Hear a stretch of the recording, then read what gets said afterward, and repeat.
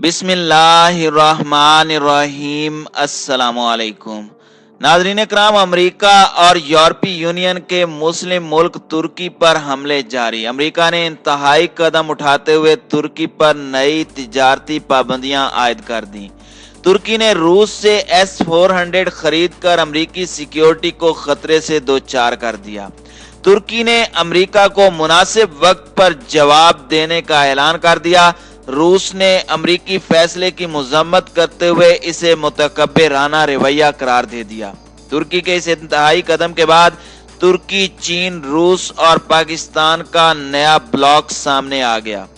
दूसरी जानिब निगोर्नो काराबाख तनाज़े में जंग बंदी के मुआहदे के बावजूद झड़पों का सिलसिला जारी। आर्मीनिया ने हमला करते हुए अजरबैजान के 4 फौजी हलाक जबकि 6 जख्मी कर दिए। तुर्क सदर के सख्त जवाब देने के ऐलान पर यूरोपीय यूनियन सीख पा।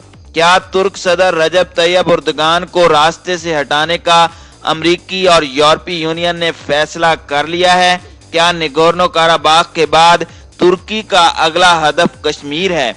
इन तमाम बातों की तफसीलात जानने के लिए आप तमाम दोस्तों से गुजारिश है कि वीडियो को आखिर तक मुलाहिजा करें ताकि खित्ते में तेजी से बदलती सूरत हाल से आप आगाह रह सकें।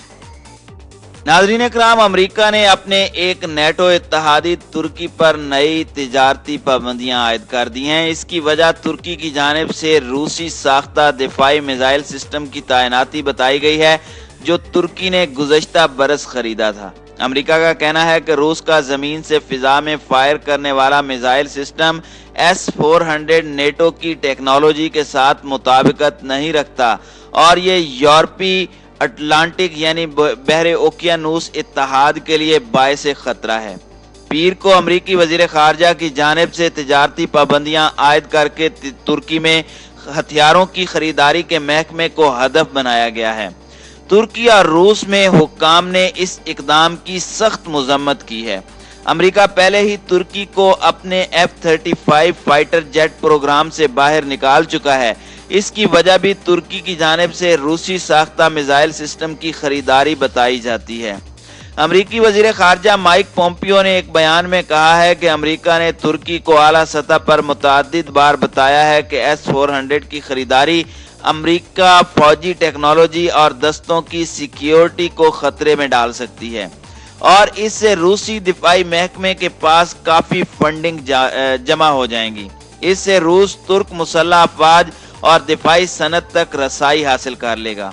उनका कहना था कि तुर्की ने फिर भी S-400 की खरीदारी और टेस्टिंग जारी रखने का फैसला किया है, बावजूद इसके कि मुतबादिल सिस्टम दस्तयाब था। नेटो का आपसी ताउन का सिस्टम इसकी दिफाई जरूरियात पूरी कर सकता है। मैं तुर्की से गुजारिश करता हूं कि अमरीकी ताउन के साथ S-400 का मसला फौरन हल करे। तुर्की अमेरिका के लिए एक कीमती दोस्त और खित्ते में अहम सिक्योरिटी पार्टनर है। हम चाहते हैं कि तुर्की S-400 की रुकावट को जल्द अज जल्द दूर करके दिफाई महकमे में हमारी दहाइयों पुरानी तारीख को बहाल करे। नाज़रीन इकराम, इन पाबंदियों का हदफ तुर्की के दिफाई सनतों के डायरेक्टोरेट के सदर इस्माइल दमीर और मजीद 3 मुलाजमीन हैं। उनमें अमेरिका से दरामद के लाइसेंस पर पाबंदी के अलावा अमरीकी हुदूद में इन अफराद के तमाम असासों को मुंजमद कर दिया जाएगा। तुर्की की वजारत खारजा ने अमरीका से गुजारिश की है कि आज के ऐलान करदा गैर मुनसिफाना फैसले पर नजरसानी करें। इत्तेहाद को कायम रखने के लिए तुर्की इस मसले को बातचीत और सफारती सतह पर हल करने के लिए तैयार है। तुर्क वजारत खारजा ने अमरीका को मुतनब्बे किया कि अमरीकी पाबंदियां दोनों के ताल्लुकात पर मनफी असरात मुरतब करेंगी और तुर्की ऐसे तरीके और वक्त पर इसका जवाब देगा जो उसे मुनासिब लगेगा। अनकरा का मौक़िफ़ है कि तुर्की ने रूसी सिस्टम एक ऐसे वक्त में खरीदा जब अमरीका ने अमरीकी साख्ता पैट्रियट मिसाइल फरोख्त करने से इनकार कर दिया था। तुर्क हुक्काम दलील देते हैं कि एक और नेटो इत्तेहादी यूनान ने भी अपना S-300 मिसाइल सिस्टम तैनात किया है, ताहम यह रूस से बराह रास्त नहीं खरीदा गया। रूस के वजीर खारजा सरगई लारूफ ने भी अमरीकी फैसले की मजम्मत करते हुए कहा कि अमरीका ने एक बार फिर बैनुल अक़वामी कानून की जानिब मुतकब्बिराना रवैये का मुजाहरा किया है। امریکہ نے زبردستی ان اقدام کا مظاہرہ کئی برسوں اور دہائیوں سے کیا ہے جو غیر قانونی اور یک طرفہ ہوتے ہیں۔ ناظرین اکرام، 30 رکنی نیٹو اتحاد میں ترکی کی فوج دوسرے نمبر پر سب سے بڑی ہے۔ یہ امریکہ کے اہم اتحادیوں میں سے ہے اور اسٹریٹجک جگہ پر واقع ہے۔ اس کے ہمسایہ ممالک میں شام، عراق اور ایران ہیں۔ ترکی نے شام کے تنازع میں اہم کردار ادا کیا ہے۔ اس نے کچھ باغی گروہوں کو ہتھیار اور فوجی معاونت مہیا کی ہے۔ تاہم نیٹو اور یورپی یونین کے اراکین کے ساتھ اس کے تعلقات اب خراب ہو چکے ہیں۔ انہوں نے صدر رجب طیب اردگان پر 2016 کی ناکام فوجی بغاوت کے بعد سے زیادہ آمرانہ انداز اپنانے کا الزام عائد کیا ہے۔ ناظرین اکرام، دوسری جانب آذربائیجان کی وزارت دفاع نے کہا ہے کہ ان کے 4 فوجی نگورنو قراباخ کے متنازع خطے میں جھڑپوں کے دوران ہلاک ہوئے ہیں۔ دوسری طرف آرمینیا کے حکام کا کہنا ہے کہ آذربائیجان کی فوجی کارروائی میں ان کے 6 اہلکار زخمی ہوئے ہیں۔ جھڑپوں کی یہ تازہ اطلاعات آذربائیجان اور آرمینیا کے مابین جنگ بندی کے ایک معاہدے کے 6 ہفتے بعد دوبارہ سامنے آئی ہیں۔ اس معاہدے میں دونوں ملکوں نے خطے میں جاری جھڑپیں ختم کرنے پر اتفاق کیا تھا۔ ماضی میں روس کے قبضے میں رہنے والا نگورنو قراباخ کا خطہ دونوں ممالک میں کشیدگی کا باعث بنتا رہا ہے۔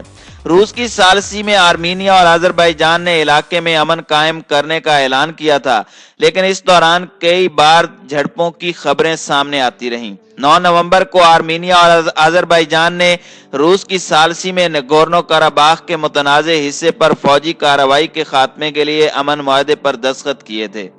آذربائیجان اور نسلی آرمینائی باشندوں کے درمیان 6 ہفتوں سے جاری اس جنگ کے نتیجے میں یہ معاہدہ طے پایا تھا۔ آرمینیا کے وزیر اعظم نکول پاشیان نے اس معاہدے کو اپنے اور اپنے ملک کے لوگوں کے لیے تکلیف دہ قرار دیا تھا۔ یہ خطہ بین الاقوامی سطح پر آذربائیجان کا حصہ سمجھا جاتا ہے، لیکن 1994 کے بعد سے یہ علاقہ وہاں بسنے والے آرمینیائی باشندوں کے قبضے میں ہے۔ 1994 میں دونوں ممالک کے درمیان امن معاہدے کی بجائے جنگ بندی کا معاہدہ ہوا تھا۔ اس سال ستمبر میں ایک بار پھر جنگ شروع ہونے کے بعد دونوں ممالک کے درمیان کئی معاہدے ہوئے، لیکن سب ناکام رہے۔ جنگ بندی کے معاہدے کے تحت آذربائیجان نگورنو قراباخ کے ان علاقوں کو اپنے قبضے میں برقرار رکھے گا جو اس نے جنگ کے دوران حاصل کیے ہیں۔ اگلے چند ہفتوں میں آرمینیا نے بھی قراباخ کے نواحی علاقوں سے پیچھے ہٹنے پر اتفاق کیا۔ ٹیلی ویژن خطاب میں روسی صدر ولادیمیر پوٹن نے کہا تھا کہ 1960 روسی امن فوجیوں کو علاقے میں بھیج دیا گیا ہے۔ آذربائیجان کے صدر الہام علیوف نے کہا ہے کہ ترکی بھی اس قیام امن کے معاہدے میں حصہ لے گا۔ معاہدے کے مطابق جنگی قیدیوں کا بھی تبادلہ کیا جائے گا۔ آذربائیجانی صدر الہام علیوف نے کہا تھا کہ اس معاہدے کی تاریخی اہمیت ہے جس پر آرمینیا بھی بادل نخواستہ راضی ہو گیا ہے۔ اسی دوران آرمینیا کے وزیر اعظم پاشیان نے کہا تھا کہ حالات کے پیش نظر یہ معاہدہ اس علاقے کے ماہرین سے بات کرنے اور گہرائی سے تجزیہ کرنے کے بعد کیا گیا ہے۔ انہوں نے کہا تھا کہ یہ فتح تو نہیں ہے، لیکن جب تک خود کو شکست خوردہ تسلیم نہ کر لیں اس وقت تک یہ شکست بھی نہیں ہے۔ آرمینیا کے دارالحکومت یریوان میں بڑی تعداد میں لوگ جمع ہوئے اور اس معاہدے کی مخالفت بھی کی گئی۔ بی بی سی کی اور لاگورین کے مطابق اس معاہدے کو آذربائیجان کی جیت اور آرمینیا کی شکست قرار دیا گیا ہے۔